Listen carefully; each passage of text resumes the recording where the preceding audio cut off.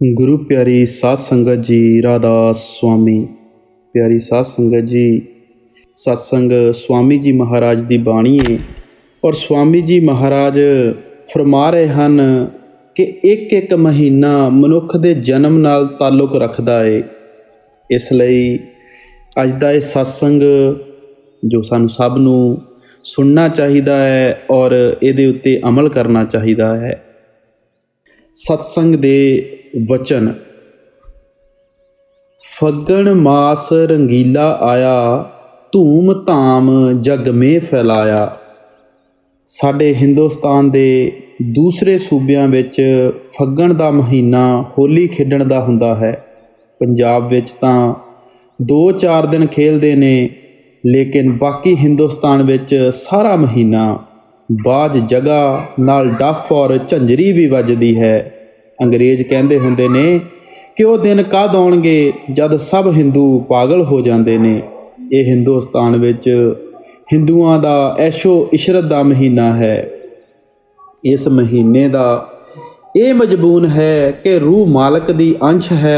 इस सतनाम मुकामे हक ती आके दुनिया विच फस गई।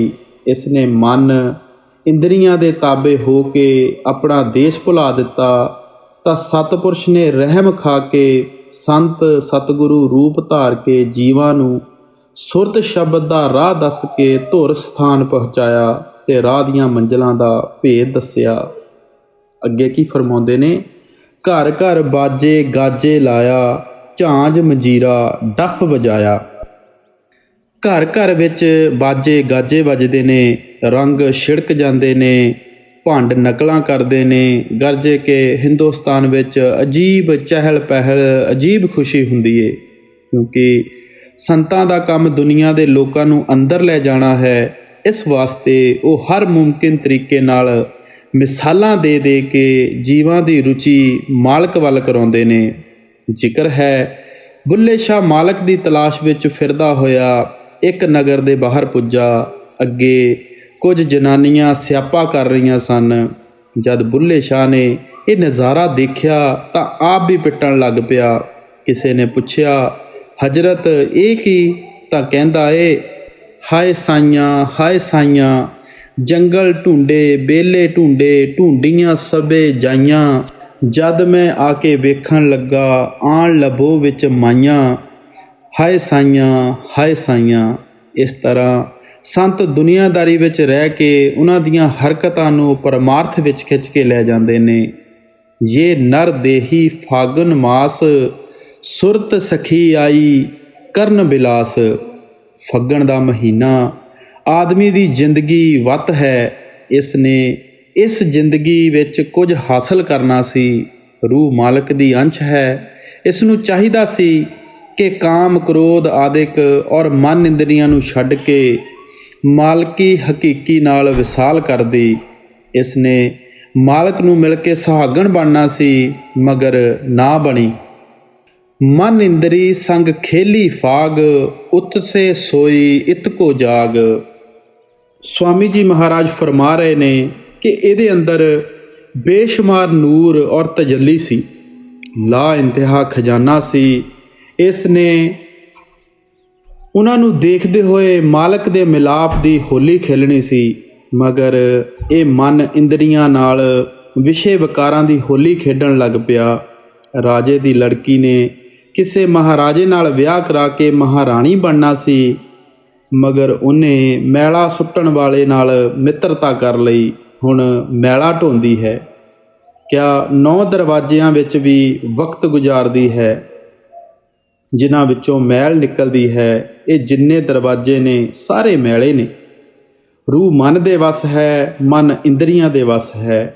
ਮਨ ਨੇ ਇੰਦਰੀਆਂ ਨਾਲ ਮੁਹੱਬਤ ਪਾਈ ਹੋਈ ਹੈ। ਰੂਹ ਔਰ ਮਨ ਦੋਨੋਂ ਮਾਲਕ ਦੀ ਤਰਫੋਂ ਭੁੱਲੇ ਹੋਏ ਨੇ। ਇਹਨੂੰ ਖਬਰ ਨਹੀਂ ਕਿ ਮੇਰਾ ਦੇਸ਼ ਕਿਹੜਾ ਹੈ, ਕਿਸ ਰਸਤੇ ਜਾਣਾ ਔਰ ਕਿਵੇਂ ਪਹੁੰਚਣਾ ਹੈ। ਮਨ ਹੀ ਇਹਦਾ ਦੀਨ ਇਮਾਨ, ਖੁਦਾ ਔਰ ਮੁਰਸ਼ਦ ਹੈ। ਸੋਚ ਕੇ ਵੇਖ ਲਓ, ਅਸੀਂ ਮਨ ਦੇ ਕਹੇ ਖਾਂਦੇ ਹਾਂ, ਮਨ ਦੇ ਕਹੇ ਪੀਂਦੇ ਹਾਂ। ਰਿਸ਼ਤੇ ਨਾਤੇ, ਦੋਸਤੀ, ਦੁਸ਼ਮਣੀ, ਗਰਜੇ ਕੇ ਜੋ ਕੁਝ ਵੀ ਕਰਵਾਉਂਦਾ ਹੈ ਮਨ ਹੀ ਕਰਵਾਉਂਦਾ ਹੈ। ਫਿਰੇ ਮਨ ਰੂਹ ਜੈਸੀ ਮਹਾਰਾਣੀ ਨੂੰ ਪਾ ਕੇ ਇਹਦੇ 'ਤੇ ਸਬਰ ਨਹੀਂ, ਬਲਕਿ ਅੱਗੇ ਵੇਸਵਾਵਾਂ ਦੇ ਵੱਸ ਪਿਆ ਹੋਇਆ ਹੈ। ਅੱਖਾਂ ਮਨ ਨੂੰ ਸੋਹਣੇ ਸੋਹਣੇ ਰੂਪ ਵਿੱਚ ਖਿੱਚ ਕੇ ਲੈ ਜਾਂਦੀਆਂ ਨੇ, ਕੰਨ ਚੰਗੇ ਚੰਗੇ ਰਾਗਾਂ ਵੱਲ ਔਰ ਜ਼ੁਬਾਨ ਲੱਜਤਾਂ ਵੱਲ।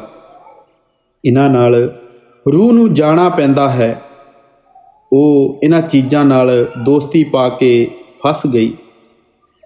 ਜਗ ਮੇਂ ਆ ਸੰਜੋਗ ਮਿਲਾਇਆ, ਲੋਕ ਲਾਜ ਕੁਲ ਚਾਲ ਚਲਾਇਆ। ਮਨ ਪੰਜ ਤੱਤਾਂ ਦੀ ਸੱਤੋ ਗੁਣੀ ਅੰਸ਼ ਥੀ ਬਣਿਆ ਹੈ। ਮਨ ਵੀ ਜੜ ਹੈ, ਇੰਦਰੀਆਂ ਵੀ ਜੜ ਨੇ। ਮਨ ਦੁਨੀਆ ਦੇ ਭੋਗਾਂ ਹੋਰ ਹੋਰ ਸਮਾਨਾਂ ਦਾ ਆਸ਼ਿਕ ਹੈ। ਕਾਮ, ਕ੍ਰੋਧ, ਲੜਾਈ ਝਗੜਾ, ਨਿੰਦਿਆ ਆਦਿਕ ਵਿੱਚ ਗਲਤਾਨ ਹੈ। ਦੁਨੀਆ ਵਿੱਚ ਕੋਈ ਵੀ ਸੁਖੀ ਨਹੀਂ। ਕਿਸੇ ਨੂੰ ਕੌਮ ਦਾ ਦੁੱਖ ਹੈ, ਕਿਸੇ ਨੂੰ ਮਜ਼ਹਬ ਦਾ, ਕਿਸੇ ਦੀ ਧੀ ਰੰਡੀ ਏ, ਕਿਸੇ ਦਾ ਪੁੱਤ ਰੰਡਾ ਹੈ, ਕਿਸੇ ਦੀ ਨੂੰਹ ਰੰਡੀ ਹੈ, ਕਿਸੇ ਨੂੰ ਕਰਜ਼ੇ ਦਾ ਦੁੱਖ ਹੈ, ਕਿਸੇ ਨੂੰ ਕੋਈ ਸਰੀਰਕ ਰੋਗ ਹੈ। ਗਰਜੇ ਕੇ ਰੂਹ ਨੇ ਇੱਥੇ ਆ ਕੇ ਅਨੇਕ ਪ੍ਰਕਾਰ ਦੇ ਦੁੱਖ ਪਾਏ। ਆਪਣੀ ਕੌਮ ਦੀ ਲਾਜ ਖੋਹ ਦਿੱਤੀ ਔਰ ਬਾਹਰਲੀਆਂ ਕੌਮਾਂ ਦੀ ਹਯਾ ਸ਼ਰਮ ਰੱਖ ਲਈ। ਇੱਕ ਕੌਮ ਬਣਾ ਕੇ ਦੂਜੀਆਂ ਕੌਮਾਂ ਨਾਲ ਹਸਦ, ਬੁਗਜ਼, ਕੀਨਾ, ਤੰਗਦਿਲੀ ਅਤੇ ਨਫ਼ਰਤ ਕਰਨ ਲੱਗ ਪਈ। ਭੋਗ ਰੋਗ ਪਰਿਵਾਰ ਬੰਧਾਨੀ, ਫਗੂਆ ਖੇਲੀ ਹੋਲੀ ਠਾਨੀ। ਜਿਉਂ-ਜਿਉਂ ਮਨ ਜ਼ਿਆਦਾ ਲੱਜਤ ਲੈਂਦਾ ਗਿਆ, ਤਿਉਂ-ਤਿਉਂ ਬਿਮਾਰੀਆਂ ਵੱਧਦੀਆਂ ਗਈਆਂ। ਜਿੰਨੇ ਐਸ਼ ਇਸ਼ਰਤ ਉਨੇ ਦੁੱਖ। ਇਸ ਰੂਹ ਨੇ ਇੱਥੇ ਆ ਕੇ ਇਹ ਹੋਲੀ ਖੇਲੀ। ਧੂਲ ਉਡਾਈ ਸ਼ਾਨੀ ਖਾਕ, ਪਾਪ ਪੁੰਨ ਸੰਗ ਹੋਈ ਨਪਾਕ। ਸਾਡੇ ਦੇਸ਼ ਵਿੱਚ ਫੱਗਣ ਮਹੀਨੇ ਵਿੱਚ 2 ਕਿਸਮ ਦੀ ਹੋਲੀ ਖੇਲੀ ਜਾਂਦੀ ਏ। ਜਿਹੜੇ ਅਮੀਰ ਨੇ ਉਹ ਤੇ ਰੰਗ ਪਾਸ਼ੀ ਕਰਦੇ ਨੇ, ਮਗਰ ਗਰੀਬ ਮਿੱਟੀ ਗੋਬਰ ਘੋਲ ਕੇ ਇੱਕ ਦੂਸਰੇ 'ਤੇ ਪਾਉਂਦੇ ਨੇ। ਇਸ ਰੂਹ ਨੇ ਵੀ ਰੰਗ ਪਾਸ਼ੀ ਦੀ ਬਜਾਏ ਮਿੱਟੀ ਵਗੈਰਾ ਦੀ ਹੋਲੀ ਖੇਲੀ। ਕਿਆ ਡਾਕੇ ਮਾਰੇ, ਖੂਨ ਖਰਾਬੇ ਕੀਤੇ, ਬਦਕਾਰੀਆਂ ਕੀਤੀਆਂ, ਹੋਰ ਬੇਸ਼ੁਮਾਰ ਗੁਨਾਹ ਕੀਤੇ। ਗੁਨਾਹਾਂ ਦੀ ਪੰਡ ਬੰਨ੍ਹ ਲਈ, ਪੁੰਨ ਔਰ ਪਾਪਾਂ ਦੀ ਖਾਕ ਉਡਾਈ। ਪਾਪ ਔਰ ਪੁੰਨ ਦੋਨੋਂ ਇਹਦੇ ਲਈ ਜੰਜੀਰ ਨੇ। ਅਗਰ ਪੁੰਨ ਕੀਤੇ ਤਾਂ ਸਵਰਗਾਂ ਵਿੱਚ ਚਲੀ ਗਈ, ਜਦ ਪੁੰਨ ਖਤਮ ਹੋਏ ਫਿਰ ਜਨਮ ਮਰਨ ਦੇ ਪਿੰਜਰੇ ਵਿੱਚ ਕੈਦ ਹੋ ਗਈ। ਜੇਕਰ ਪਾਪ ਕੀਤੇ ਤਾਂ ਨਰਕਾਂ ਵਿੱਚ ਚਲੀ ਗਈ। ਉੱਥੇ ਬੇਸ਼ੁਮਾਰ ਜ਼ਮਾਨਾ ਸਜ਼ਾ ਪਾ ਕੇ ਜਦ ਛੁਟਕਾਰਾ ਹੋਇਆ ਤਾਂ 84 ਦੇ ਚੱਕਰ ਵਿੱਚ ਧੱਕੇ ਖਾਣ ਲੱਗੀ। ਪਾਪ ਔਰ ਪੁੰਨ ਨੇ ਮਿਲ ਕੇ ਇਹ ਦੁਨੀਆ ਬਣਾਈ ਏ। ਇਸ ਵਾਸਤੇ ਫਕੀਰ ਨਾ ਪਾਪ ਮੰਗਦੇ ਨੇ ਨਾ ਪੁੰਨ, ਬਲਕਿ ਇਹਨਾਂ ਦੋਹਾਂ ਜੰਜੀਰਾਂ ਨੂੰ ਤੋੜ ਕੇ ਮਾਲਕ ਨਾਲ ਮਿਲਾਉਣਾ ਚਾਹੁੰਦੇ ਨੇ। ਉਹ ਮਾਰਫਤ ਨੂੰ ਜਾਣਦੇ ਹਨ। ਇੱਛਾ ਗੁਣ ਸੰਗ ਮੈਲੀ ਭਈ, ਰੰਗ ਤਰੰਗ ਬਾਸਨਾ ਗਹੀ।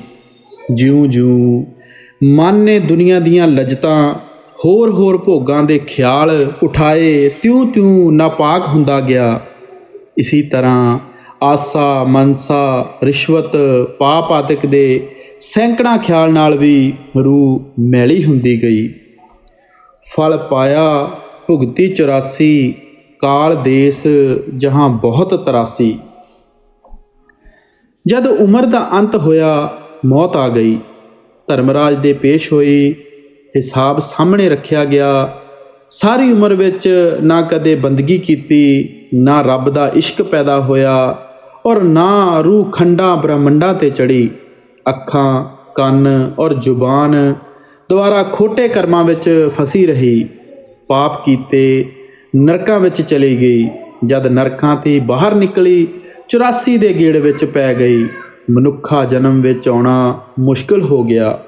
ਇਸ ਥੀ ਨਾ ਆਉਂਦੀ ਚੰਗੀ ਸੀ। ਇਸ ਵਿੱਚ ਸ਼ੱਕ ਨਹੀਂ ਕਿ 84 ਦਾ ਵਜੂਦ ਹੈ, ਮਗਰ ਪਾਪੀਆਂ ਵਾਸਤੇ, ਜਿਨ੍ਹਾਂ ਮਜ਼ਹਬਾਂ ਦਾ ਅਕੀਦਾ ਜਾਂ ਉਹਨਾਂ ਦੇ ਅਵਤਾਰ ਕਹਿੰਦੇ ਨੇ ਕਿ 84 ਹੈ ਨਹੀਂ। ਅਗਰ ਅਸੀਂ ਉਹਨਾਂ ਦੀ ਹਦਾਇਤ ਭਾਵ ਕਿਸੇ ਮਹਾਤਮਾ ਦੀ ਰਾਹ ਲੈ ਕੇ ਕਮਾਈ ਕਰਦੇ ਹੋਏ ਅੰਦਰ ਪਰਦਾ ਖੋਲ੍ਹ ਕੇ ਮਾਲਕ ਨਾਲ ਵਿਸਾਲ ਕਰ ਲਈਏ ਤਾਂ ਕੋਈ 84 ਨਹੀਂ। ਜਿਸ ਤਰ੍ਹਾਂ ਕਿਸੇ ਨੇ ਚੋਰੀ ਠੱਗੀ ਨਹੀਂ ਕਰਨੀ, ਉਹ ਕਹਿ ਸਕਦਾ ਹੈ ਕਿ ਪੁਲਿਸ ਦਾ ਕੋਈ ਵਜੂਦ ਨਹੀਂ। ਮਸਲਨ ਕੁਰਾਨ ਸ਼ਰੀਫ ਕਹਿੰਦਾ ਹੈ ਕਿ ਖੁਦਾ ਸ਼ਾਹਰਗ ਦੇ ਨੇੜੇ ਹੈ। ਵਾਕਿਆ ਹੀ ਠੀਕ ਹੈ। ਹਜ਼ਰਤ ਮੁਹੰਮਦ ਸਾਹਿਬ ਕਹਿੰਦੇ ਨੇ ਕਿ ਮੈਂ ਚੰਨ ਦੇ 2 ਟੁਕੜੇ ਕਰ ਦਿੱਤੇ। ਬੇਸ਼ੱਕ ਠੀਕ ਹੈ, ਜਿਹੜਾ ਅੰਦਰ ਜਾਏਗਾ ਉਹ ਚੰਨ ਦੇ 2 ਟੁਕੜੇ ਵੀ ਕਰੇਗਾ ਔਰ ਸ਼ਾਹਰਗ ਦੇ ਰਸਤੇ ਰੱਬ ਨੂੰ ਵੀ ਮਿਲੇਗਾ। ਸ਼ਾਹਰਗ ਕਹੋ ਜਾਂ ਸੁਖਮਨਾ ਨਾੜੀ ਕਹੋ, ਇਹ ਵਾਲ ਥੀ 10ਵਾਂ ਹਿੱਸਾ ਬਰੀਕ ਹੈ। ਜਿਹੜਾ ਆਪਣੀ ਰੂਹ ਨੂੰ ਸਮੇਟ ਕੇ ਅਸਮਾਨੀ ਮੰਜ਼ਲਾਂ ਨੂੰ ਚੜ੍ਹਾਈ ਸ਼ੁਰੂ ਕਰ ਦੇਵੇ, ਉਹਦੇ ਵਾਸਤੇ 84 ਹੈ ਹੀ ਨਹੀਂ। ਮਗਰ ਜੋ ਪੀਰ ਪੈਗੰਬਰ ਕਹਿ ਗਏ ਉਹ ਕੰਮ ਨਾ ਕੀਤਾ ਤਾਂ 84 ਵਿੱਚ ਜਾਣਾ ਜ਼ਰੂਰੀ ਹੈ। ਸੋ ਜਦ ਤੱਕ ਇਹ ਰੂਹਾਨੀ ਮੰਜ਼ਲਾਂ ਤੈਅ ਨਾ ਕਰੇ, 84 ਵਿੱਚ ਜਾਣਾ ਪੈਂਦਾ ਹੈ। ਮੌਲਾਨਾ ਰੂਮ, ਸ਼ਮਸ ਤਬਰੇਜ਼, ਹੋਰ ਜਿਤਨੇ ਫੁਕਰਾਏ ਕਾਮਲ ਹੋਏ ਹਨ ਉਹ ਮੰਨਦੇ ਹਨ। ਹਜ਼ਰਤ ਮੁਹੰਮਦ ਸਾਹਿਬ ਨੇ ਵੀ 84 ਨੂੰ ਤਲੀਮ ਕਰਦੇ ਹੋਏ ਕਿਹਾ ਹੈ ਕਿ ਮੈਂ ਅਨੇਕ ਮਾਵਾਂ ਔਰ ਅਨੇਕ ਬਾਪਾਂ ਦੀ ਪੁਸ਼ਤ ਥੀ ਪੈਦਾ ਹੁੰਦਾ ਰਿਹਾ ਹਾਂ। ਮੌਲਾਨਾ ਰੂਮ ਨੇ ਵੀ ਕਿਹਾ ਹੈ ਕਿ ਮੈਂ ਕਈ ਵਾਰ ਸਬਜ਼ੀ ਦੀ ਸ਼ਕਲ ਵਿੱਚ ਉੱਗਿਆ ਔਰ ਕਈ ਵਾਰ ਦਰਖਤਾਂ ਵਿੱਚ ਮੇਵਾ ਬਣ ਕੇ ਲੱਗਾ। ਇਸੀ ਤਰ੍ਹਾਂ ਸ਼ਮਸ ਤਬਰੇਜ਼ ਨੇ ਵੀ 84 ਨੂੰ ਮੰਨਿਆ ਹੈ। ਜਿਸ ਨੂੰ ਸ਼ੱਕ ਹੈ ਉਹ ਮੈਥੋਂ ਵਕਤ ਲਵੇ, ਮੈਂ ਫੁਕਰਾਂ ਦੇ ਕਲਾਮ ਥੀ ਦਿਖਾ ਦਿਆਂਗਾ, ਜਾਂ ਫਿਰ ਪ੍ਰਤੱਖ ਨੂੰ ਪ੍ਰਮਾਣ ਦੀ ਜ਼ਰੂਰਤ ਨਹੀਂ, ਅੰਦਰ ਚੱਲ ਕੇ ਦੇਖ ਲਓ।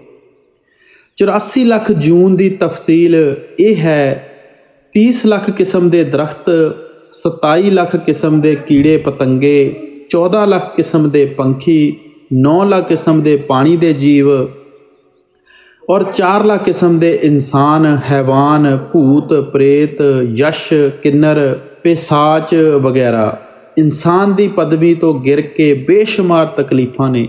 ਜਿਹੜੀ ਰੂਹ ਮਨੁੱਖ ਜਨਮ ਤੋਂ ਗਿਰੇ, ਕਿਆ ਇਨਸਾਨੀ ਇਖਲਾਕ ਨੂੰ ਛੱਡ ਦੇ, ਉਹ 84 ਵਿੱਚ ਜਾਂਦੀ ਹੈ ਔਰ ਇਸ ਨੂੰ ਭੋਗਣ ਵਾਸਤੇ ਬੇਸ਼ੁਮਾਰ ਜ਼ਮਾਨਾ ਚਾਹੀਦਾ ਹੈ। ਕਦ ਜਾ ਕੇ ਇਹ ਚੱਕਰ ਮੁੱਕੇ ਔਰ ਇਸ ਨੂੰ ਮਨੁੱਖ ਜਨਮ ਮਿਲੇ। ਮਨੁੱਖ ਜਨਮ ਹੀ 84 ਥੀ ਨਿਕਲਣ ਦਾ ਦਰਵਾਜ਼ਾ ਹੈ। ਇਸ ਵਾਸਤੇ ਇਨਸਾਨ ਨੂੰ ਅਸ਼ਰਫੁਲ ਮਖਲੂਕਾਤ ਕਿਹਾ ਗਿਆ ਹੈ। ਸੋ ਇਸੀ ਜਨਮ ਵਿੱਚ ਮਾਲਕ ਦੇ ਮਿਲਣ ਦਾ ਮੌਕਾ ਹੈ, ਫਿਰ ਨਹੀਂ। ਆਸ ਤਰਾਸ ਮਹੀ ਅਤ ਫਸੀ, ਦੇਖ ਦੇਖ ਤਿਸ ਮਾਇਆ ਹਸੀ। ਹੁਣ ਜਾਦੇ 84 ਦੇ ਚੱਕਰ ਵਿੱਚ ਫਸ ਗਈ। ਮਾਇਆ ਹੱਸਦੀ ਹੈ। ਉਹ ਨਹੀਂ ਚਾਹੁੰਦੀ ਕਿ ਉੱਪਰ 7 ਲੋਕ ਵਿੱਚ ਜਾਏ, ਬਲਕਿ ਆਪਣੇ ਜਾਲ ਵਿੱਚ ਫਸਾਉਣਾ ਚਾਹੁੰਦੀ ਹੈ। 2 ਤਾਕਤਾਂ ਹਨ, ਇੱਕ ਕਾਲ ਔਰ ਦੂਸਰੀ ਦਿਆਲ। ਮੁਸਲਮਾਨ ਫਕੀਰ ਨੇ ਸ਼ੈਤਾਨੀ ਔਰ ਰਹਿਮਾਨੀ ਕਿਹਾ ਹੈ। ਜਿਹੜੀ ਕਾਲ ਸ਼ਕਤੀ ਹੈ ਇਸ ਜਗ੍ਹਾ ਫਸਾਉਣਾ ਚਾਹੁੰਦੀ ਹੈ ਔਰ ਜਿਹੜੀ ਦਿਆਲ ਸ਼ਕਤੀ ਹੈ ਇਹਨੂੰ ਉੱਪਰ ਲੈ ਜਾਣਾ ਚਾਹੁੰਦੀ ਹੈ। ਹੰਸ ਹੰਸ ਮਾਇਆ ਜਾਲ ਵਿਛਾਇਆ, ਨਿਕਸਨ ਕੀ ਕੋਈ ਰਾਹ ਨਾ ਪਾਇਆ।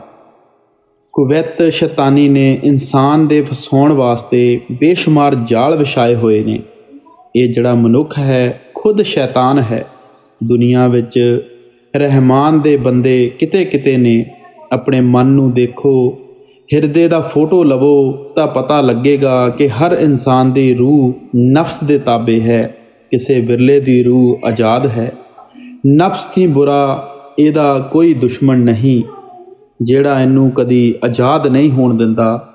ਇਹ ਦੁਨੀਆ 84 ਲੱਖ ਜੂਨਾਂ ਦੇ ਸਰੀਰ ਇੱਕ ਹਨੇਰਾ ਜੇਲ੍ਹ ਖਾਨਾ ਹੈ। ਕੁੱਲ ਰੂਹਾਂ ਇਹਦੇ ਵਿੱਚ ਫਸੀਆਂ ਹੋਈਆਂ ਹਨ।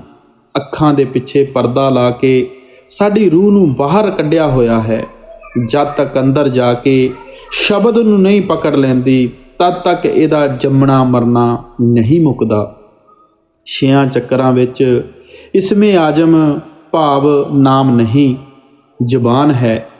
ਚਾਹੇ ਸੰਸਕ੍ਰਿਤ ਹੋ ਜਾਂ ਅਰਬੀ ਜਾਂ ਫਾਰਸੀ ਜਾਂ ਅੰਗਰੇਜ਼ੀ ਜਾਂ ਕੋਈ ਹੋਰ ਜ਼ੁਬਾਨ, ਮਗਰ ਜਿਹੜਾ ਨਾਮ ਹੈ ਉਹ ਖੰਡਾਂ ਬ੍ਰਹਿਮੰਡਾਂ ਦੀ ਜਾਨਾਂ ਦੀ ਜਾਨ ਹੈ ਔਰ ਸਾਰੇ ਜਹਾਨ ਦਾ ਸਾਂਝਾ ਹੈ।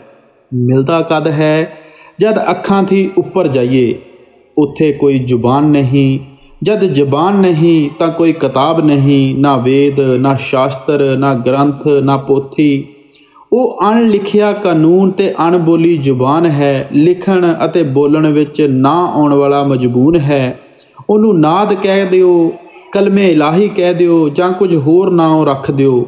ਮੌਲਵੀ ਰੂਮ ਸਾਹਿਬ ਕਹਿੰਦੇ ਨੇ, ਉਹਦਾ ਕੋਈ ਨਾਂ ਨਹੀਂ, ਮਗਰ ਜਿਸ ਨਾਂ ਥੀ ਪੁਕਾਰੋ ਉਹ ਬੋਲਦਾ ਹੈ। ਦੁਨੀਆ ਲਫ਼ਜ਼ਾਂ ਨੂੰ ਜਪ ਜਪ ਕੇ ਮਰ ਗਈ। ਦੁਨੀਆ ਦਾ ਬੇਸ਼ੁਮਾਰ ਹਿੱਸਾ ਨਾਮ ਥੀ ਖਾਲੀ ਹੈ। ਜਦ ਗੁਰੂ ਦੀ ਹਦਾਇਤ ਦੇ ਮੂਜਬ 6 ਚੱਕਰ ਤੈਅ ਕਰਕੇ ਅੱਖਾਂ ਦੇ ਪਿੱਛੇ ਅਸਮਾਨ ਨੂੰ ਚੜ੍ਹੋ, ਚੰਦ ਸੂਰਜ ਲੰਘੋ ਤਾਂ ਨਾਮ ਮਿਲੇਗਾ। ਜਿਹੜਾ ਚੜ੍ਹੇਗਾ ਉਹਨੂੰ ਨਾਮ ਦੀ ਦੌਲਤ ਮਿਲੇਗੀ। ਉੱਥੇ ਪਹੁੰਚ ਕੇ ਇਹਨੂੰ ਆਪਣੇ ਆਪ ਦਾ ਗਿਆਨ ਹੁੰਦਾ ਏ ਕਿ ਮੈਂ ਰੂਹ ਹਾਂ। ਨਾਮ ਦੀ ਦੌਲਤ ਲੈਣ ਵਾਸਤੇ ਦੁਨੀਆ ਨਹੀਂ ਛੱਡਣੀ, ਬਾਲ ਬੱਚੇ ਨਹੀਂ ਛੱਡਣੇ, ਕੰਮਕਾਰ ਨਹੀਂ ਛੱਡਣਾ, ਬਲਕਿ ਘਰ-ਬਾਰ ਵਿੱਚ ਰਹਿੰਦੇ ਹੋਏ ਨਾਮ ਦੀ ਕਮਾਈ ਕਰਨੀ ਔਰ ਪਰਦਾ ਖੋਲ੍ਹਣਾ ਹੈ। ਫਕੀਰਾਂ ਦੀ ਜ਼ਿੰਦਗੀ ਦੇਖੋ। ਕਬੀਰ ਜੀ ਕੱਪੜਾ ਬੁਣਦੇ ਸਨ, ਗੁਰੂ ਨਾਨਕ ਸਾਹਿਬ ਨੇ ਖੇਤੀ ਕੀਤੀ। ਇਸੀ ਤਰ੍ਹਾਂ ਹੋਰ ਮਹਾਤਮਾ ਨੇ ਕੰਮਕਾਜ ਕੀਤਾ। ਇਨਸਾਨ ਦੇ ਅੰਦਰ ਬੇਸ਼ੁਮਾਰ ਖਜ਼ਾਨੇ ਨੇ। ਖੁਦਾ ਏ, ਕੁੱਲ ਲੌ ਲਾਕ ਇਹਦੇ ਅੰਦਰ ਹੈ। ਜਦ ਤੱਕ ਪਰਦਾ ਖੋਲ੍ਹ ਕੇ ਅੰਦਰ ਨਹੀਂ ਜਾਂਦਾ, ਇਹ ਅੰਨਾ ਆਇਆ ਅਤੇ ਅੰਨਾ ਚਲਾ ਗਿਆ। ਸੋ ਕਹਿੰਦੇ ਨੇ, ਇਸ ਨੇ ਦੁਨੀਆ ਦੀ ਹੋਲੀ ਖੇਲੀ ਔਰ ਜਿਸ ਮਕਸਦ ਵਾਸਤੇ ਆਇਆ ਸੀ ਉਹ ਪੂਰਾ ਨਾ ਕੀਤਾ। ਜ਼ਿਕਰ ਹੈ ਮੌਲਵੀ ਰੂਮ ਸਾਹਿਬ ਦੇ ਪਾਸ ਇੱਕ ਮੁਸਲਮਾਨ ਬਹਿਸ ਮੁਬਾਸਾ ਕਰਨ ਵਾਸਤੇ ਆਇਆ। ਆਪਨੇ ਫਰਮਾਇਆ, ਚੂੰ ਸ਼ਬੀ ਮਹਿਰਮ ਕੁਸ਼ਾਇਮ ਬਾਤੋ ਲਬ ਤਾਬਬੀਨੀ ਆਫਤਾਬ ਨੀਮ ਸ਼ਬ।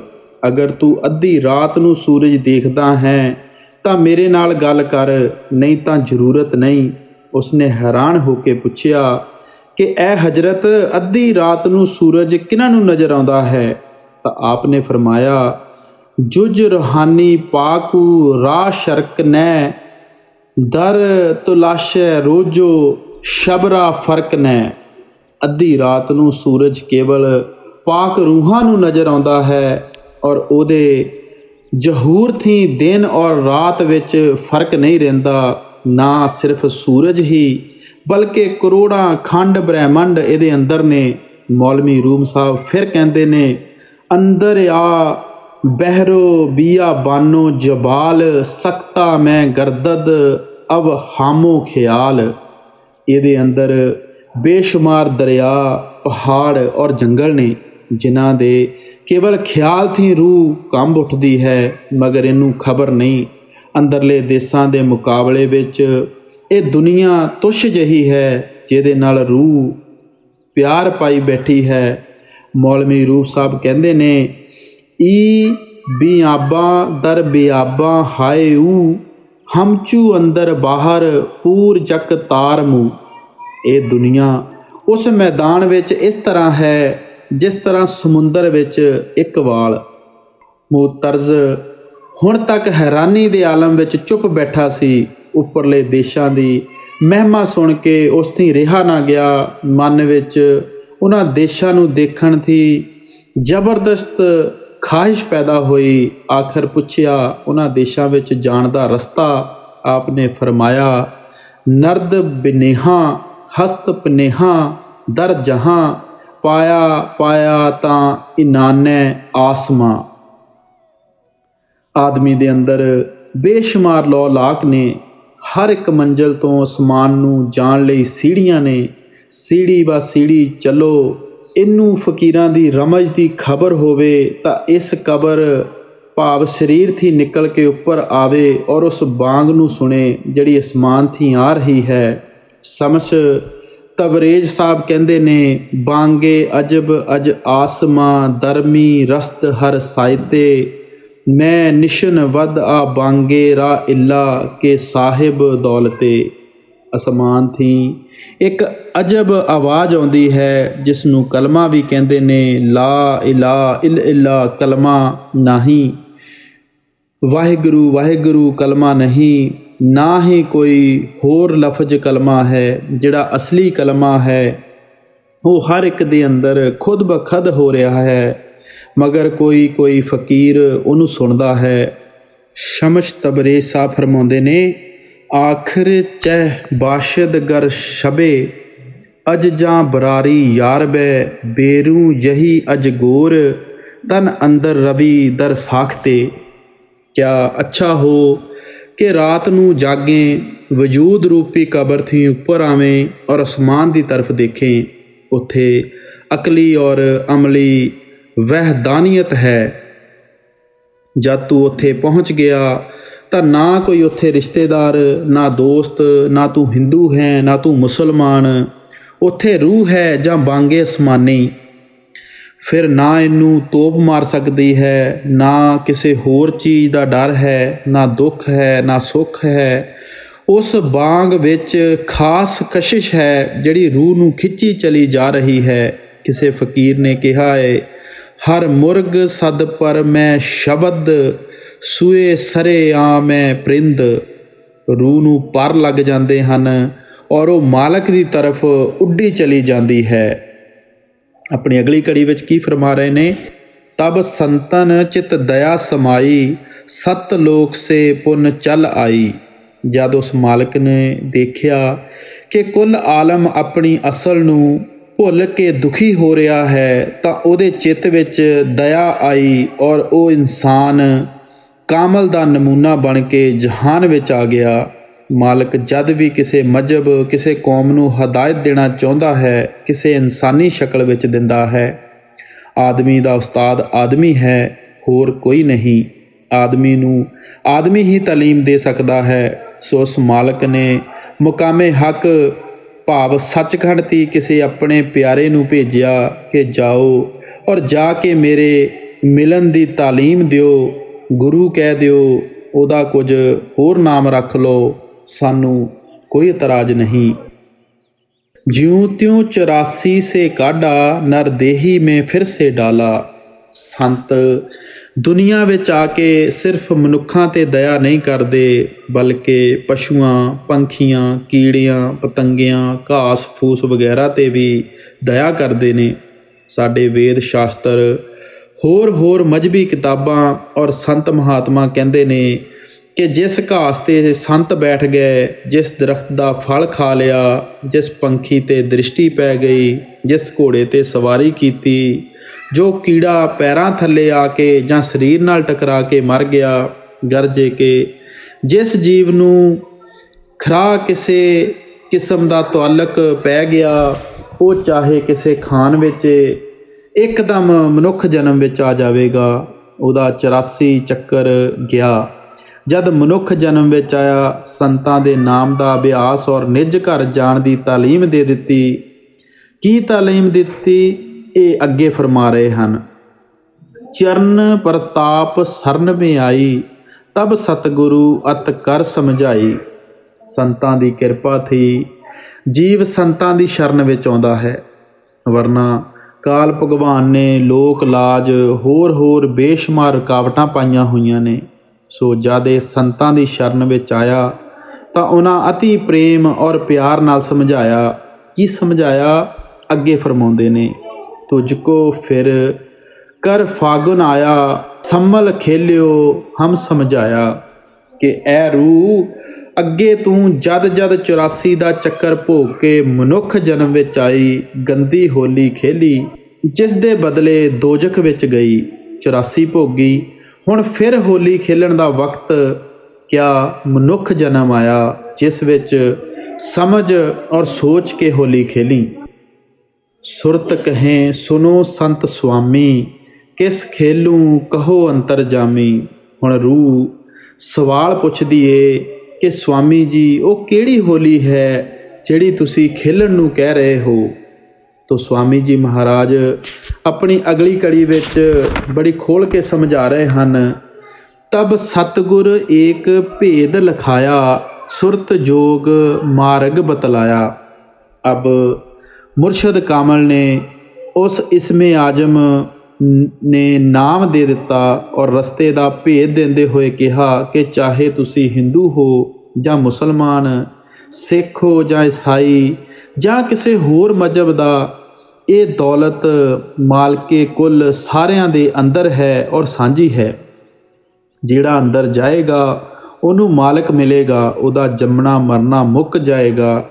ਫਕੀਰ ਦੋ ਕਿਸਮ ਦੇ ਹੁੰਦੇ ਹਨ, ਇੱਕ ਦਰਜਾਤੀ ਸਿਫਲੀ ਦੇ ਔਰ ਇੱਕ ਦਰਜਾਤੀ ਉਲਵੀ ਦੇ। ਜਿਹੜੇ ਦਰਜਾਤੀ ਸਿਫਲੀ ਦੇ ਹਨ ਉਹ 6 ਚੱਕਰਾਂ ਵਿੱਚ ਬੈਠੇ ਨੇ। ਇਹ 6 ਚੱਕਰ ਉੱਪਰਲੀਆਂ ਮੰਜ਼ਲਾਂ ਦੀ ਨਕਲ ਹੈ। ਇੱਥੇ ਸ਼ਾਂਤੀ ਔਰ ਨਾਮ ਨਹੀਂ। ਜਦ ਨਾਮ ਨਹੀਂ ਤਾਂ ਮੁਕਤੀ ਨਹੀਂ। ਰਿੱਧੀਆਂ ਸਿੱਧੀਆਂ ਹਨ ਔਰ ਕੁਵਿੱਤੀ ਇਰਾਦੀ ਵੀ ਜ਼ਰੂਰ ਬਣ ਜਾਂਦੀ ਏ, ਮਗਰ ਜਿਹੜੇ ਸੰਤ ਸਤਿਗੁਰੂ ਹਨ, ਫੁਕਰਾਏ ਕਾਮਲ ਹਨ, ਉਹ ਦਰਜਾਤੀ ਉਲਵੀ ਦੇ ਹੁੰਦੇ ਹਨ।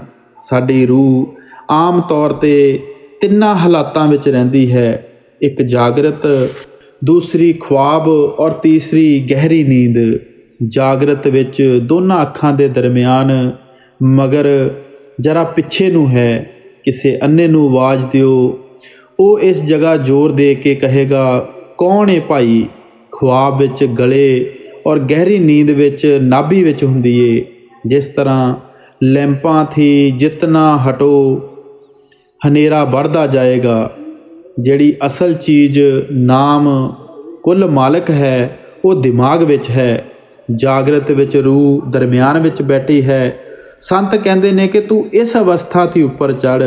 ਇੱਕ ਆਦਮੀ ਪਹਾੜ ਦੇ ਦਾਮਨ ਵਿੱਚ ਬੈਠਾ ਹੈ ਔਰ ਚੋਟੀ 'ਤੇ ਜਾਣਾ ਹੈ। ਅਗਰ ਉੱਥੋਂ ਹੀ ਉੱਪਰ ਨੂੰ ਚੱਲ ਪਵੇ ਤਾਂ ਜਲਦੀ ਔਰ ਸੁਖਾਲਾ ਚੜ੍ਹ ਜਾਏਗਾ। ਬਰਖਲਾਫ ਇਸ ਦੇ ਕਿ ਜੇਕਰ ਜ਼ਮੀਨ 'ਤੇ ਆ ਕੇ ਫਿਰ ਚੜ੍ਹੇ ਤਾਂ ਦੂਣਾ ਵਕਤ ਦੂਣੀ ਮਿਹਨਤ ਲੱਗੇਗੀ। ਇਹ ਫਕੀਰਾਂ ਦੀ ਤਾਲੀਮ ਹੈ। ਇਸ ਵਿੱਚ ਕਿਸੇ ਮਜ਼ਹਬ ਨੂੰ ਦਖਲ ਨਹੀਂ, ਕਿਸੇ ਕੌਮ ਨੂੰ ਦਖਲ ਨਹੀਂ। ਜਿਹੜਾ ਇਸਮੇ ਆਜ਼ਮ ਹੈ ਉਹ ਨਾਮ ਹੈ, ਸੁਰਤ ਸ਼ਬਦ ਜੋਗ ਹੈ ਔਰ ਸਾਰੇ ਜਹਾਨ ਦਾ ਸਾਂਝਾ ਹੈ। ਮੁਰਸ਼ਦ ਕਾਮਲ ਨੇ ਦੱਸ ਦਿੱਤਾ, ਇਸ ਰਾਹ 'ਤੇ ਚੱਲ। ਸੁਰਤ ਚਲੀ ਅਬ ਖੇਲਣ ਹੋਲੀ, ਕਰ ਸ਼ਿੰਗਾਰ ਬੈਠ ਧੁਨ ਡੋਲੀ। ਜਿਹੜੀਆਂ ਅਮੀਰਾਂ ਦੀਆਂ ਔਰਤਾਂ ਨੇ ਉਹ ਇਸ ਮਹੀਨੇ ਵਿੱਚ ਕਿਵੇਂ ਹੋਲੀ ਖੇਲਦੀਆਂ ਨੇ। ਉਹ ਡੋਲੀ ਵਿੱਚ ਬੈਠ ਕੇ ਆਪਣੀਆਂ ਸਹੇਲੀਆਂ ਦੇ ਘਰ ਜਾ ਕੇ ਉਹਨਾਂ 'ਤੇ ਰੰਗ ਪਾਸ਼ੀ ਕਰਦੀਆਂ ਨੇ। ਇਸ ਤਰ੍ਹਾਂ ਹੁਣ ਗੁਰੂ ਦੀ ਚਿਤਾਈ ਹੋਈ ਰੂਹ ਵੀ ਸਤਿਗੁਰ ਦੇ ਪਿਆਰ, ਇਸ਼ਕ ਔਰ ਮੁਹੱਬਤ ਦੇ ਗਹਿਣੇ ਕੱਪੜੇ ਪਾ ਕੇ ਕਲਮੇ ਅਸਮਾਨੀ ਭਾਵ ਸ਼ਬਦ ਧੁਨ ਦੀ ਡੋਲੀ ਵਿੱਚ ਚੜ੍ਹ ਕੇ ਉੱਪਰ ਨੂੰ ਜਾਂਦੀ ਹੈ। ਜਿਸ ਕਲਾਮ ਸ਼ਬਦ ਨੇ ਕੁਨ ਕਹਿ ਕੇ ਦੁਨੀਆ ਨੂੰ ਪੈਦਾ ਕੀਤਾ ਉਹ ਹਰ ਇੱਕ ਆਦਮੀ ਦੇ ਅੰਦਰ ਹੈ। ਉਹਦੇ ਵਿੱਚ ਇਹ ਫੋਕੀਅਤ ਭਾਵ ਤਾਕਤ ਹੈ ਕਿ ਕਿਸੇ ਜ਼ੁਬਾਨ ਦਾ ਨਹੀਂ। ਉਹ ਸਿੱਧਾ ਰਸਤਾ ਜਿਹੜਾ ਸਾਡੇ ਨਿੱਜ ਘਰ ਨੂੰ ਜਾਂਦਾ ਹੈ, ਕੁੱਲ ਜਹਾਨ ਵਾਸਤੇ ਇੱਕੋ ਹੈ। ਅੱਜ ਦਾ ਨਹੀਂ, ਜੁਗਾਂ ਜੁਗਾਂ ਤੋਂ ਚੱਲਿਆ ਆ ਰਿਹਾ ਹੈ। ਜਦ ਦੀ ਦੁਨੀਆ ਬਣੀ ਹੈ ਤਦ ਦਾ ਹੈ। ਉਹ ਨਾ ਵਧਾਇਆ ਜਾ ਸਕਦਾ ਹੈ ਨਾ ਘਟਾਇਆ ਜਾ ਸਕਦਾ ਹੈ। ਰੱਬੀ ਡਿਜ਼ਾਈਨ ਹੈ। ਅਬ ਰੂਹ ਨੇ ਉਸ ਤਾਕਤ ਨੂੰ ਜਿਹੜੀ ਸਾਰੇ ਜਾਨਾਂ ਦੀ ਜਾਨ ਹੈ ਪਕੜ ਲਿਆ। ਉਹਦੇ ਵਿੱਚ ਕਸ਼ਿਸ਼ ਹੈ। ਰੂਹ ਨੇ ਉਹ ਡੋਲੀ ਲੈ ਲਈ। ਬਿਰਹਿ ਅਨੁਰਾਗ ਰੰਗ ਘਟ ਲੀਨਾ, ਮਨ ਕੋ ਸੰਗਲੇ ਤਨ ਤਜ ਦੀਨਾ। ਹੁਣ ਤਨ ਨੀਚੇ ਰਹਿ ਗਿਆ। ਰੂਹ ਮਨ ਨੂੰ ਨਾਲ ਲੈ ਕੇ ਬਿਰਹਿ ਔਰ ਅਨੁਰਾਗ ਦੇ ਰੰਗ ਨਾਲ ਹੋਲੀ ਖੇਲਣ ਲੱਗੀ। ਮੌਲਵੀ ਰੂਮ ਸਾਹਿਬ ਕਹਿੰਦੇ ਨੇ, ਚਰਖਰਾ ਦਰ ਜੇਰ ਪਾ ਆਰ ਐ ਸੁਜਾ, ਵਿਸ਼ਨੂੰ ਅਜ ਫੋਕ ਫਲਕ ਬਾਂਗ ਸਮਾ। ਅਸਮਾਨ 'ਤੇ ਚੜ੍ਹ ਕੇ ਕਦਮ ਰੱਖ, ਫਿਰ ਦੇਖ ਉਹ ਬਾਂਗ ਆ ਰਹੀ ਹੈ। ਤੁਰਕਿਸਤਾਨ, ਫਰਾਂਸ ਵਗੈਰਾ ਦੇ ਫਕੀਰਾਂ ਨੇ ਇਸੀ ਬਾਂਗ ਨੂੰ ਪਕੜਿਆ। ਜਦ ਉਹਨਾਂ ਦੇ ਪਾਸ ਲੋਕ ਆਏ, ਉਹਨਾਂ ਨੇ ਆਪਣੀ ਬਾਣੀ ਦੁਆਰਾ ਦੱਸਿਆ ਏ ਕਿ ਸਾਡੇ ਕੰਨਾਂ ਵਿੱਚ ਉਹ ਬਾਂਗ ਆ ਰਹੀ ਹੈ, ਅਸੀਂ ਸੁਣਦੇ ਹਾਂ। ਹੋਰ ਕੋਈ ਭਾਗਾਂ ਵਾਲਾ ਸੁਣਦਾ ਏ। ਲੋਕਾਂ ਨੇ ਪੁੱਛਿਆ, ਸਾਨੂੰ ਕਿਉਂ ਨਹੀਂ ਸੁਣਾਈ ਦਿੰਦੀ। ਇਸ ਸਿਲਸਿਲੇ ਵਿੱਚ ਸ਼ਮਸ਼ ਤਬਰੇਜ਼ ਸਾਹਿਬ ਕਹਿੰਦੇ ਨੇ, ਮੁਹਰ ਬਰ ਗੋਸ਼ੇ ਸ਼ਮਾ ਬਿਨ ਹਾਦ ਹੱਕ, ਤਾ ਬਾ ਆਵਾਜ਼ ਖੁਦਾ ਨਾਰਦ ਸਬਕ।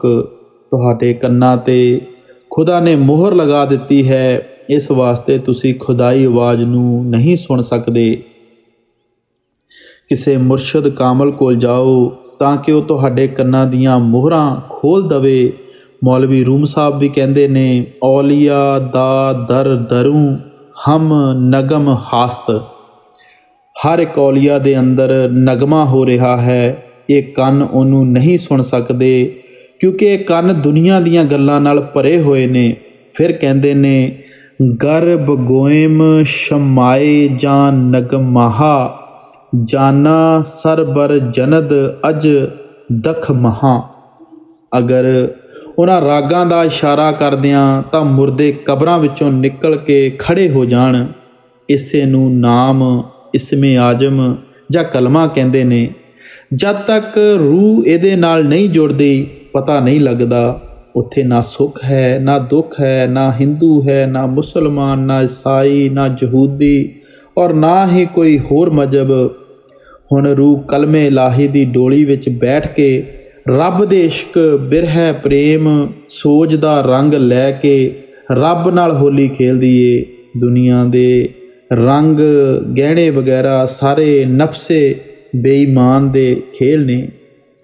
ਸ਼ਬਦ ਗੁਰਸੇ ਪਹਿਲੇ ਖੇਲੀ ਗगन ਚੌਂਕ ਚੜ ਤ੍ਰਿਕਟੀ ਲੈ ਲਈ। ਅਬ ਰੂਹ ਗगन ਤੇ ਆ ਗਈ। ਇਸ ਮੁਕਾਮ ਨੂੰ ਹਿੰਦੂ ਤ੍ਰਿਕੁਟੀ ਔਰ ਮੁਸਲਮਾਨ ਮੁਸਲਸੀ ਕਹਿੰਦੇ ਨੇ।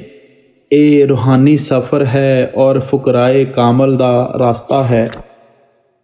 त्रिकुटी में बहुत दिन खेली ओंकार संग कीना मेली। सहंस दल कमल ਜਾਂ ਮੁਕਾਮੇ ਅੱਲਾ ਦਾ ਮਾਲਕ ਅੱਲਾ ਕਿਆ ਨਿਰੰਜਨ ਹੈ। ਜਿਹੜਾ ਅਰਸ਼ ਅਜੀਮ ਦਾ ਮਾਲਕ ਹੈ ਉਹ ਅੱਲਾ ਤੋਂ ਉੱਪਰ ਹੈ। ਹਿੰਦੂ ਮਹਾਤਮਾਵਾਂ ਨੇ ਇਹਨੂੰ ਬ੍ਰਹਮ ਕਿਹਾ ਹੈ। ਰੂਹ ਉਹਨੂੰ ਜਾ ਕੇ ਮਿਲੀ। ਇਸ ਮੁਕਾਮ 'ਤੇ ਰੂਹ ਨੂੰ ਕਾਫੀ ਅਰਸਾ ਰਹਿ ਕੇ ਇਬਾਦਤ ਕਰਨੀ ਪੈਂਦੀ ਏ।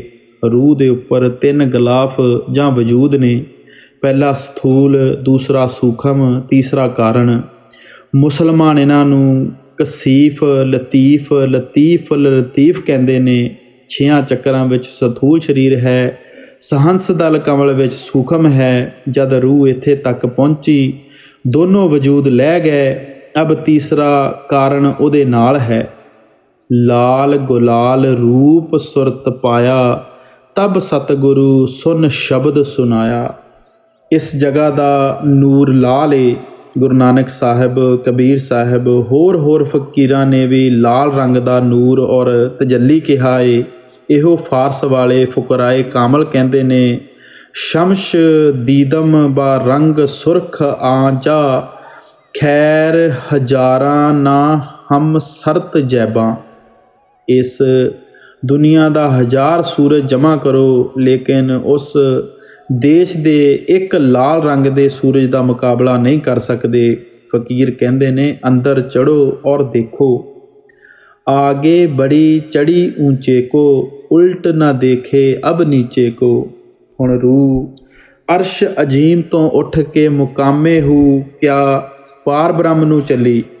ਜਦ ਉੱਥੇ ਦੀ ਖੁਸ਼ਨੁਮਾਈ ਲੀਲਾ ਦੇਖੀ ਤਾਂ ਉਹਦੀ ਹੋਰ ਹੀ ਹਾਲਤ ਹੋ ਗਈ। ਨੀਚੇ ਦੇ ਦੇਸ਼ਾਂ ਨੂੰ ਦੇਖਣਾ ਹੁਣ ਪਸੰਦ ਨਹੀਂ ਕਰਦੀ।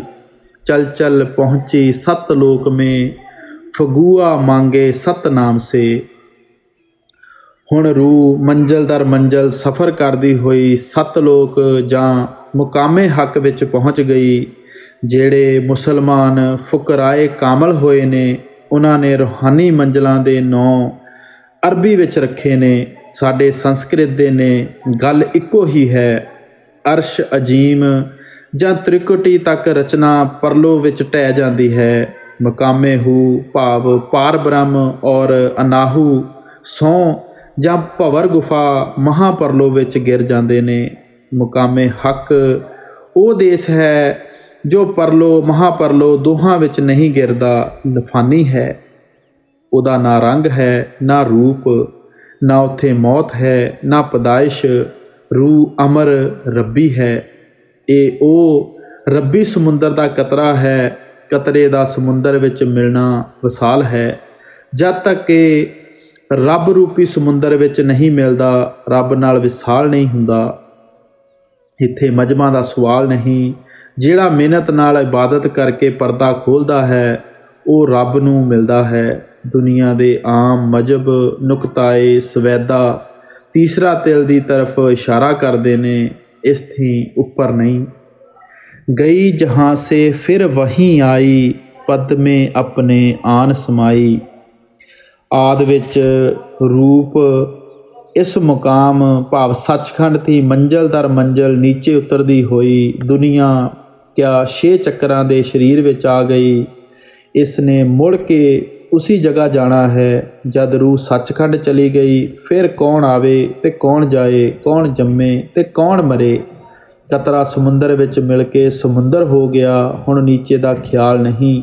ਕਿਸੇ ਸ਼ਾਇਰ ਨੇ ਕਿਹਾ ਹੈ, बुलबुल ने जब चमन से आशियाँ उठा लिया, उसकी बला से बूम बसे ਜਾਂ ਹੁਮਾ ਰਹੇ। ਜਦ ਰੂਹ ਨੇ ਇਸ ਦੇਸ਼ ਵਿੱਚ ਹੀ ਨਹੀਂ ਰਹਿਣਾ, ਫਿਰ ਇਹਦਾ ਖਿਆਲ ਹੀ ਕਿਉਂ ਕਰੇ, ਕਿਉਂਕਿ ਉਹ ਰੂਹਾਂ ਮਾਲਕ ਦੀਆਂ ਆਸ਼ਿਕ ਹਨ। ਇਸ ਵਾਸਤੇ ਉਹਦੇ ਇਸ਼ਕ ਵਿੱਚ ਮਸਤ ਰਹਿੰਦੀਆਂ ਹਨ ਔਰ ਇਸ ਦੇਸ਼ ਦੀ ਸ਼ਕਲ ਦੇਖਣੀ ਨਹੀਂ ਚਾਹੁੰਦੀਆਂ।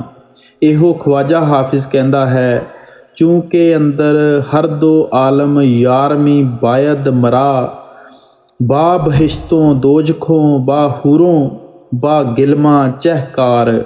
ਤੈਨੂੰ ਦੋਹਾਂ ਜਹਾਨਾਂ ਵਿੱਚ ਨਾ ਦੋਜਖ ਦੀ ਲੋੜ ਹੈ ਨਾ ਬਹਿਸ਼ਤ ਦੀ, ਬਲਕਿ ਸਿਰਫ ਮਾਲਕ ਦੀ ਲੋੜ ਹੈ।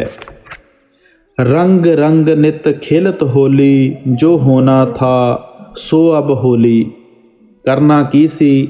ਰੱਬ ਨਾਲ ਵਿਸਾਲ ਕਰਨਾ ਸੀ। ਕਤਰਾ ਸਮੁੰਦਰ ਵਿੱਚ ਮਿਲ ਕੇ ਸਮੁੰਦਰ ਹੋ ਗਿਆ। ਅਬ ਨਾ ਮਰਨਾ ਹੈ, ਨਾ ਜੰਮਣਾ, ਨਾ ਆਉਣਾ ਹੈ, ਨਾ ਜਾਣਾ। ਇਹ ਹੋਲੀ ਹੈ। ਛੋੜਾ ਪਿੰਡਾ ਛੋੜਾ ਅੰਡਾ, ਖੰਡ ਖੰਡ ਕੀਨਾ ਬ੍ਰਹਿਮੰਡਾ।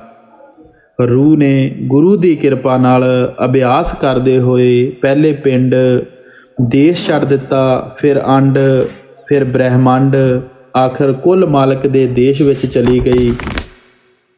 ਜਦ ਰੂਹ ਨੇ ਨੀਚੇ ਦੇ ਕੁੱਲ ਦੇਸ਼ਾਂ ਨਾਲ ਕਤਾ ਤਲਕ ਕਰ ਲਿਆ, ਫਿਰ ਕੀ ਹੋਇਆ? ਸਤਲੁਕ ਵਿੱਚ ਪਹੁੰਚ ਕੇ ਸਤਪੁਰਸ਼ ਵਿੱਚ ਮਿਲ ਗਈ। ਬਸ ਮਨੁੱਖ ਜਨਮ ਵਿੱਚ ਆਉਣ ਦਾ ਇਹੀ ਮਕਸਦ ਸੀ। ਨਿਜ ਘਰ ਆਪਣੇ ਜਾਕਰ ਬਸੀ, ਸਤ ਸ਼ਬਦ ਧੁਨ ਬੀਨਾ ਰਸੀ। ਜਿਹੜੀ ਬਾਂਗ, ਆਵਾਜ਼ ਜਾਂ ਨਗਮਾ ਭਾਵ ਰਾਗ ਉੱਥੋਂ ਉੱਠ ਰਿਹਾ ਹੈ, ਉਹ ਕਲਮਾ, ਉਹ ਨਾਮ ਹੈ। ਬਾਹਰ ਸਮਝਾਉਣ ਵਾਸਤੇ ਬੀਨ ਦੀ ਮਿਸਾਲ ਦਿੱਤੀ ਗਈ ਹੈ, ਮਗਰ ਉਹ ਕੁਝ ਹੋਰ ਹੈ। ਮੌਲਾਨਾ ਰੂਮ ਸਾਹਿਬ ਕਹਿੰਦੇ ਨੇ, ਬਿਸ਼ਨੋ ਅਜਨੈ ਚੂੰ ਹਕਾਇਤ ਮੇਂ ਕੁੰਨਦ, ਵਜ ਜੁਦਾਈ ਹਾਂ ਸ਼ਿਕਾਇਤ ਮੇਂ ਕੁੰਨਦ। ਬੰਸਰੀ ਦੀ ਆਵਾਜ਼ ਨੂੰ ਸੁਣੋ, ਉਹ ਕੀ ਕਹਾਣੀ ਸੁਣਾਉਂਦੀ ਏ। ਉਹ ਆਪਣੀ ਜੁਦਾਈ ਦੀ ਸ਼ਿਕਾਇਤ ਬਿਆਨ ਕਰਦੀ ਹੈ। ਰੂਹ ਦਾ ਅਸਲੀ ਮੁਕਾਮ ਸੱਚਖੰਡ ਹੈ। ਉੱਥੋਂ ਵਿਛੜ ਕੇ ਸਹੁੰ ਦੇਸ਼ ਭਾਵ ਭਵਰ ਗੁਫਾ ਵਿੱਚ ਆ ਗਈ। ਸੱਚਖੰਡ ਵਿੱਚ ਬੀਨ ਦੀ ਧੁਨ ਹੈ, ਮਗਰ ਸਹੁੰ ਵਿੱਚ ਬੰਸਰੀ ਦੀ ਧੁਨ ਉੱਠ ਰਹੀ ਹੈ। ਸਹੁੰ ਦੇਸ਼ ਵਿੱਚ ਪਹੁੰਚ ਕੇ ਰੂਹ ਨੂੰ ਉੱਪਰੋਂ ਸੱਚਖੰਡ ਦੀ ਮਾਲਕ ਦੇ ਦਰਸ਼ਨ ਹੁੰਦੇ ਹਨ, ਮਗਰ ਹਾਲਾਂ ਪਹੁੰਚ ਨਹੀਂ ਸਕਦੀ। ਇਸ ਵਾਸਤੇ ਦੁਖੀ ਹੋ ਕੇ ਬੜੀ ਆਦੀ ਹੁੰਦੀ ਹੈ। ਸੋ ਇੱਥੇ ਬੰਸਰੀ ਤੋਂ ਮੁਰਾਦ ਵਿਛੜੀ ਹੋਈ ਰੂਹ ਥੀ ਹੈ। ਮੌਲਵੀ ਰੂਮ ਸਾਹਿਬ ਕਹਿੰਦੇ ਨੇ, ਕਜ ਨੇਸਤਾਂ ਤਾ ਮਰਾ ਬਬੂਰੀ ਦੈ ਅੰਧ, ਅਜ ਨਫੀਰਮ ਮਰਦੋ ਜਮ ਨਾਲੀਦਾ ਅੰਧ। ਬੰਸਰੀ ਦੀ ਜ਼ੁਬਾਨੀ ਹੈ ਕਿ ਮੈਨੂੰ ਵਾਸਾਂ ਦੇ ਜੰਗਲਾਂ ਥੀ ਕੱਟਿਆ ਗਿਆ। ਉਸ ਦਿਨ ਥੀ ਇਸਤਰੀ ਔਰ ਮਰਦ ਮੇਰੇ ਬਿਰਹੇ ਭਰੀ ਆਵਾਜ਼ ਨੂੰ ਸੁਣ ਕੇ ਰੋਂਦੇ ਹਨ। ਕਿਆ ਰੂਹ ਕਹਿੰਦੀ ਹੈ ਕਿ ਮੁਕਾਮੇ ਹੱਕ ਤੀ ਕੱਢ ਕੇ ਦੁਨੀਆ ਵਿੱਚ ਭੇਜੀ ਗਈ। ਸੋ ਜੋ ਕੁਝ ਫੁਕਰਾ ਕਹਿੰਦੇ ਨੇ, ਉਹਦੀ ਸਮਝ ਮੁਰਸ਼ਦ ਕਾਮਲ ਥੀ ਆਉਂਦੀ ਹੈ। ਹੰਸ ਰੂਪ ਅਬ ਧਾਰਾ ਅਸਲੀ, ਦੇ ਰੂਪ ਧਰ ਬਹੁਤ ਤੱਕ ਫਸਲੀ। ਸੱਚਖੰਡ ਵਿੱਚ ਪਹੁੰਚ ਕੇ ਰੂਹ ਦਾ ਆਪਣਾ ਨੂਰ 16 ਸੂਰਜ ਦਾ ਹੋ ਜਾਂਦਾ ਹੈ, ਮਗਰ ਜੋ ਮਾਲਕ ਦਾ ਪ੍ਰਕਾਸ਼ ਹੈ ਉਹਦਾ ਕਿਆਸ ਲਗਾਉਣਾ ਮੁਸ਼ਕਿਲ ਹੈ। ਸਿਰਫ ਇੰਨਾ ਕਿਹਾ ਜਾ ਸਕਦਾ ਹੈ ਕਿ ਕਰੋੜ ਸੂਰਜ ਔਰ ਕਰੋੜ ਚੰਦਰਮਾ ਸਤਪੁਰਸ਼ ਦੇ ਇੱਕ ਵਾਲ ਦੀ ਬਰਾਬਰੀ ਨਹੀਂ ਕਰ ਸਕਦੇ। ਉੱਥੇ ਜਾ ਕੇ ਰੂਹ ਨੂੰ ਪਤਾ ਲੱਗਦਾ ਹੈ ਕਿ ਮੈਂ ਕੀ ਹਾਂ। ਆਪਣਾ ਅਸ਼ਰਫੁਲ ਮਖਲੂਕਾਤ ਹੋਣਾ ਅਮਲੀ ਤੌਰ 'ਤੇ ਵਾਰਦ ਹੋ ਗਿਆ। ਰੂਹ ਖੁਸ਼ ਹੋ ਗਈ ਕਿ ਹੁਣ ਮੈਨੂੰ ਅਸਲੀ ਰੱਬ ਮਿਲ ਗਿਆ, ਵਰਨਾ ਵਜੂਦ ਧਾਰ ਧਾਰ ਕੇ ਬੇਸ਼ੁਮਾਰ ਦੁੱਖ ਸਹੇ। ਕਾਲ ਨਿਰੰਜਨ ਤੋੜੀ ਪਸਲੀ, ਹੋ ਗਈ ਸਤਨਾਮ ਗਲ ਹੰਸਲੀ। ਕਾਲ ਸ਼ਕਤੀ ਨਾਬੂਦ ਹੋ ਗਈ, ਜਾਂ ਇਉਂ ਕਹਿ ਲਓ ਕਿ ਸ਼ੈਤਾਨ ਦੀ ਪਸਲੀ ਟੁੱਟ ਗਈ। ਰੂਹ ਨੇ ਕਾਲ ਦੇਸ਼ ਨੂੰ ਹਮੇਸ਼ਾ ਲਈ ਛੱਡ ਦਿੱਤਾ ਔਰ ਦਿਆਲ ਦੇਸ਼ ਵਿੱਚ ਆ ਗਈ। ਰਾਧਾ ਸਵਾਮੀ ਜੀ।